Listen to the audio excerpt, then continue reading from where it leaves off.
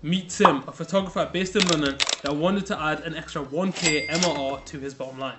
Sim was struggling to grow his business because he didn't know the exact tasks that he needed to work on that were actually going to grow his business. And that's why he stepped into the Lion's Den, a place where we help ambitious entrepreneurs scale past the 10k a month mark by showing them exactly where they should focus their attention.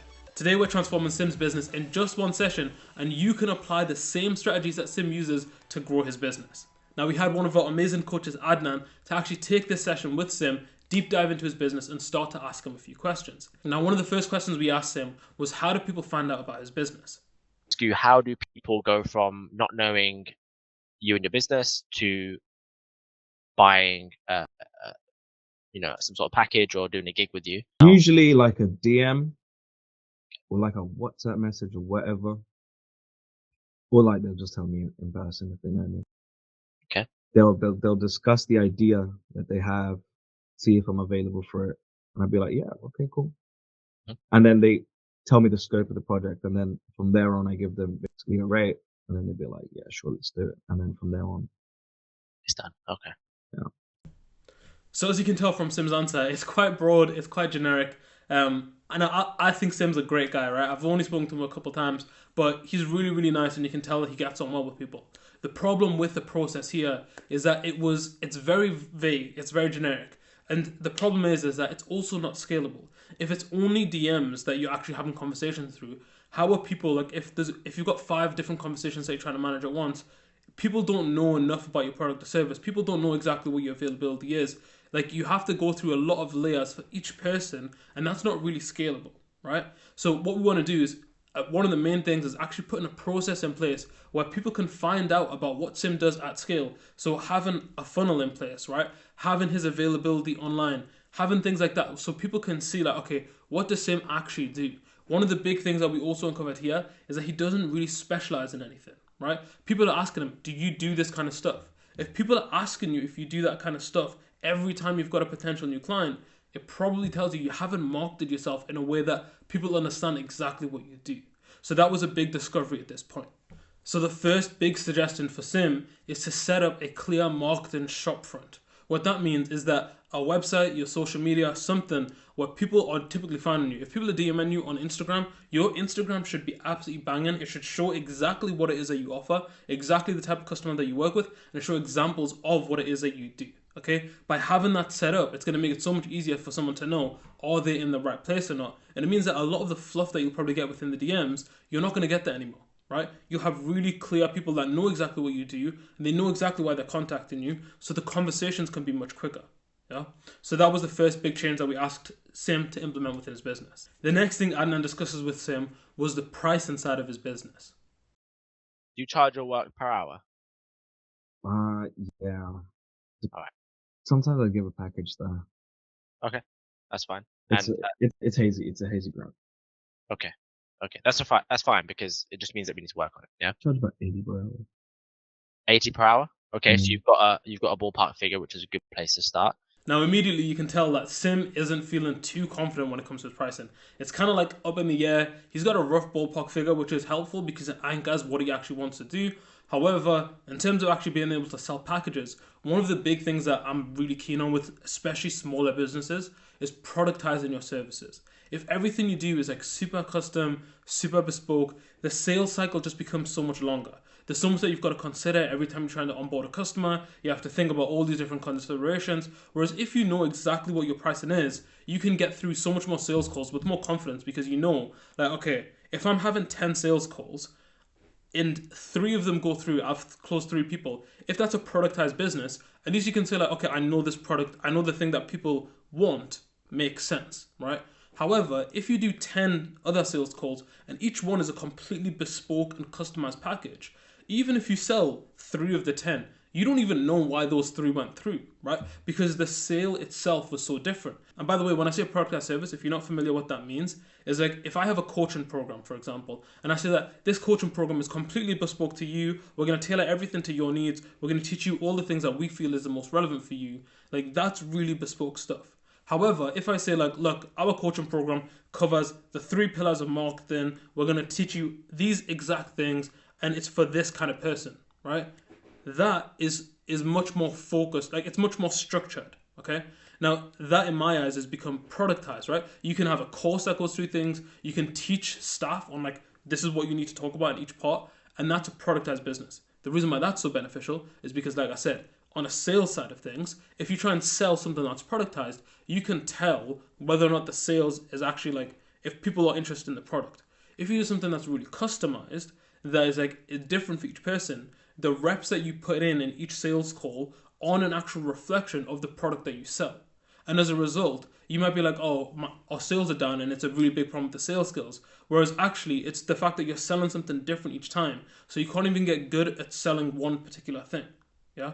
So with Sim here, it's really clear that he needs to get really clear on exactly what he wants to offer people so that he can put the reps in much more clearly and concisely. Yeah.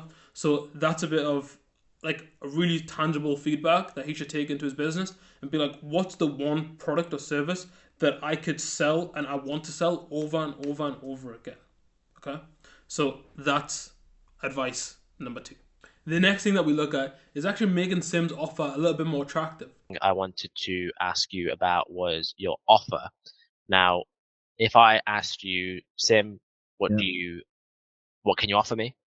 Mm-hmm. What's the first thing you'd ask? Photography and videography. So, to be honest, I'd ask you, Same. what is the scope of the project? Sim's an incredible guy, right? He's really, really nice. He's just done something that a lot of entrepreneurs do here that they don't realize, right? When someone's asked a difficult question, right, which is, what do you do?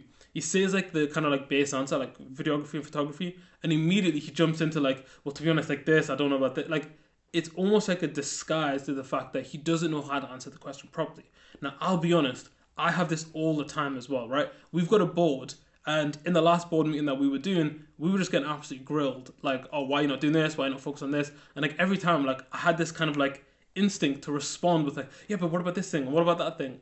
The truth is, it's really clear here that Sim is not clear on what his offer is, right? And for him to be able to grow, he needs to get really, really, really good at being able to say like, okay, this is exactly what I do, yeah? And it's fine. He's early stage. He's trying to figure these things out. Like, this is just the process that you have to go through. But it's good if you're watching this now and you want to grow as a business owner, you also need to be aware. You need to be able to answer the question, what is it that you do? I actually had one guy that I used to be part of this like group coaching thing. Every single week, he would ask me, what do you do? What do you actually do? What do you actually do? And I'd give him some BS fluff answer, and he would be like, no, tell me what you actually do. Yeah. And having that drilled into me is why I'm so confident when it comes to like other people. Of like, I know how valuable it is to be able to concisely explain what it is that you do. And this is something that clearly Sim needs to spend a little bit of time to figure out, right? And that's one of the things that we suggest with him in terms of the advice that we give him. Okay, so it always depends on what the scope of the project is. Yeah. So like, what are you trying to do? All right. Okay. So let me rephrase the question then. Sim, what does your business do? We offer photography and videography services. So here's another great example of someone not having a clear offering, and often this relates to you not having that much experience within business. Now, to be fair to Sim, I've seen people with like 10, 20 years more experience than Sim in business that do not even understand who their ICP is. So if you're not familiar with ICP is your ideal client profile. Now, if you want to understand your ideal client profile, it's about understanding, okay, what are their goals? What are their beliefs? What are the psychographics? What are the demographics, right? Like, you want to really dig into understanding the kind of person that you want to work with. Poor business owners say that they want to work with everyone, okay? Rich business owners know exactly what they want to do. There was an Alex Hormozi video where he talks about one of the best private equity firms in the world, and he says that when he spoke to one of their staff, he said, like, how do you guys do such an amazing job? He said, the reason why we do things better than the own business owners is that we understand the customers better than they do, okay? So right now, Sim, one of the things I'd recommend, and Sim, if you're watching this, one of the things that, again, we're going to focus on is you getting super clear on the person that you want to work with, okay? Like, what age are they? What kind of events do they run? Why do they want this? Is it a status thing? Is it an ego thing? Is this something that they want to use to promote other things that they do? Is it that they want to sell things? Like, what is the actual reason behind what, like, the type of events they're doing, the type of photography that they want, the type of shots that they want? Like, the more niche we can get with this, the easier it's going to be for you to become a specialist. You can charge higher prices, you become more well-known, you get better referrals. All the good stuff comes after you understand your ICP. Okay? So again, some more advice on this. I'm going to stop pausing the video so much. We're going to get into more about the conversations that we had. Good chance. This next section is where we ask a little bit about where Sim has found his previous customers from so far. What activities have you done before that help you get leads in? I just happen to meet people. Let's just network. Network. Okay. That's sure. good. That's good. Okay. So networking. Because it was all word of mouth, really. Word of mouth, they might have seen my work, or then someone worked with me, and then they told someone, and then boom, that's how I got my gigs. It was all word of mouth. Okay. Okay. How many of those people do you still speak to now? On a reg, not a lot. But if they ever need me, I'm like, yeah, so, you know. Okay. Okay. So very occasionally. What are the chances that, or how do you feel about reigniting some of those conversations? Now, because we know that Sim isn't getting very many leads at the moment, Adnan very wisely suggests, like, if you've got people that you've worked with in the past that have had a good experience with you, why not just check in with them to see if they need your services again in the near future, right? So one of the things that we recommend to Sim is, like, literally just make a list of all the customers that you've worked with and go back to them and ask them, like, hey, do you know anyone else that is looking for photography services at the moment? Again, like, if that's like 15 people, and they might know someone, like they themselves might need your services, or they might know someone. Even if they don't need it today, they might need it in 3 months, and like you're gonna be the first person in their mind because you've actually went and messaged them. You've put the work in to say to them, like, hey, I'm here. If you need these services, let me know. Yeah. So this is a really, really good method. It's really easy to do, especially if you're early stage. Like, make the most of the leads that you've already made. Like, why would you go out and try and generate a new lead, pull a new lead out of thin air, or try and develop a new strategy to generate more leads when you've already got leads in the pipeline that you just haven't contacted? Yeah, people that you haven't warmed up, people that you haven't spoken to in the past like 3 months. Like, just go and speak to them, and they might be like, oh, actually, yeah, I've got this event coming up on Saturday. Can you come along? I can pay you this much. You know what I mean? Like, just contacting leads that you've already created. It's a really untapped, like, it's an underutilized area of most businesses. Yeah, going through leads that you've already created. And that's exactly what we tell Sim to do here. Part of the marketing strategy is going to be making a list of all the people that you've served in the past, so that you can do a specific amount of outreach to them. But another part of it could also be reaching out to those same people, but asking for referrals instead. Do you think you can reach out to one of those people a day? Probably. And here, Adnan very wisely asks Sim, like, can you just contact one of these people a day? Like, it's a really simple and small ask, but it's something that could generate him God knows how much business, yeah? But he's just not doing it. He's just not spending his time on contacting these leads.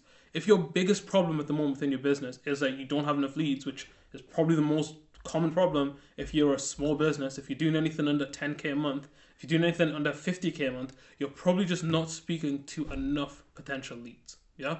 So the thing that we asked him to do is just contact a new lead every single day from the people that he's already worked with. Yeah, very, very simple, very basic, and something that can add a lot of revenue to his bottom line. We said they wanted to add 1K a month. This is something that could add potentially 5K a month, right?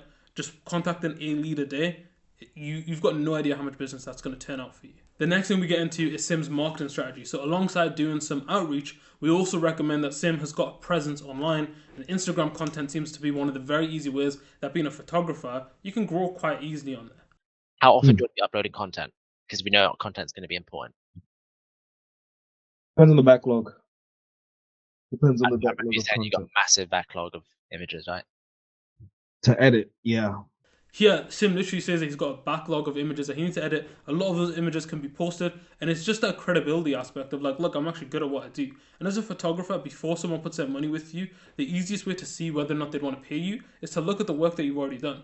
Okay, so if you can have images, good images that showcase the work that you've done, you can have a good portfolio. Like, that's so key to building trust with potential customers. So not posting, not showing people the work that you're doing, not showing the types of events that you're doing is just you're decreasing the likelihood that you're going to get sales. You're also massively decreasing the likelihood that you're going to get people to inquire, because they might be like, oh yeah, I remember Sim was doing some photography about 6 months ago, the last time he posted, but today, like, I haven't heard anything from him for a while, so I've got no idea if he's someone that I'll go to. But if every single week they see a new post from Sim of like, this is a different photography thing, this is a different photography event that he did, they're going to be like, oh, Sim's always doing photography stuff. He's always on it. He's always doing photography stuff. So if I need a photographer, I'm much more likely, because I've got 6 months worth of trust built up, to actually just drop him the DM and say like, hey Sim, I need some photography. Yeah? So basic stuff. Basic stuff. None of this is complicated. None of this is really advanced. Like, anyone can figure this stuff out. But how many people are actually going to execute on it? That's the big question. Hopefully, with this advice and with the guidance that we're getting Sim, we're confident that he'll be able to execute on the things that we're saying. I think in the grand scheme of things, uploading something is better than uploading nothing. Yeah. But then getting really clear on what you want to upload and what type of content. Is it a carousel? Is it going to be, event specific? That's also another question that we can probably answer a little bit later. Yeah. Adnan just made a great point there, that uploading something is better than uploading nothing. If you're uploading nothing, the chances that you get that someone comes across your profile and is like, yes, I want to work with you, is much, much lower than if you're uploading regular. The next thing that we look at is adding a lead magnet to Sim's business. Anything there where you're like, yeah, I could do that. I could do one free photo shoot a month for a business. Why not? Or I could do this to get in their good books for the opportunity of a referral in the future. Yeah, I do for one photo shoot for free for local business. I think that sounds like a solid idea. All right. Okay. It'll get me to know a lot more business owners. Business owners got money. That'd be a good idea. That'd be a good idea. Okay. Then I could upsell them on the idea of doing content for them. I think that's a solid idea. Yeah, absolutely. Yeah, absolutely. Okay. Jeez, Adnan with the ideas, yeah. Hey man, this is my job. It's a good thing you're good at it. Okay. Appreciate that. No worries, man. Sim's obviously very happy about this idea.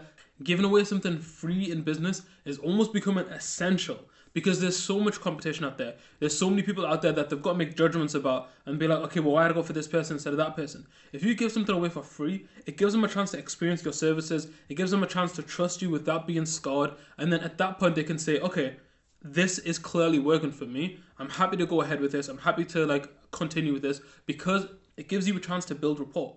And people will then make judgments of your paid stuff based on what your free stuff is like. So if you've got really good free stuff, if Sim goes out and does a free shoot for someone and they really enjoy it, they're gonna be like, okay, amazing. I want to do more work with Sim.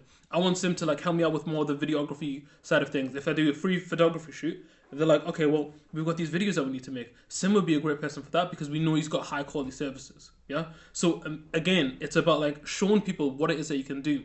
One of the things I mentioned before, and I'll mention again, the biggest constraint most small businesses have is that they don't have enough leads. If you had more leads, you'd be able to sell more people. And if you can get more leads in by offering something for free to people, so instead of saying hey, do you want photography? It's going to be $500 for a shoot. You say, hey, your first shoot's free. Is that something you'd be interested in? People are going to let their guard down and be like, oh, free. Okay, sounds good. And then you can work the lead. You've got a much higher chance of converting them, because they've actually said yes to the first offer. Yeah. So really, really good idea by Adnan. Something that we'd love to see Sim implement moving forward. Now to conclude, Sim came to us saying that he wanted to add an extra 1K a month to his business. We've reviewed his business and found these 5 key areas that he needs to implement if he wants to grow his income. We actually believe that if he implements these 5 key steps, he would actually grow to way past 10K a month. Now, just as a reminder, here are the 5 key things that Sim needs to do to grow his business. Number 1, Sim needs to set up a clear marketing shopfront so people know exactly what he does without having to message him. Number 2, he should productize his servicing and pricing so he's got a clear set package and he knows exactly what he's trying to sell to people. Number 3 is that he needs to define his ideal client profile so that he knows exactly who to target with his own marketing. Number 4 is that he should reignite relationships with past clients and see if they need more work. And number 5 is actually start to produce more content on Instagram so that he can get more inquiries about his service. Now, if you enjoyed this and you want to see more episodes of The Lion's Den, make sure you subscribe. I'm excited to review more people's businesses. And if you want us to review your business and sit down with you and go through exactly what you need to scale past 10K a month, then make sure you apply using the link below.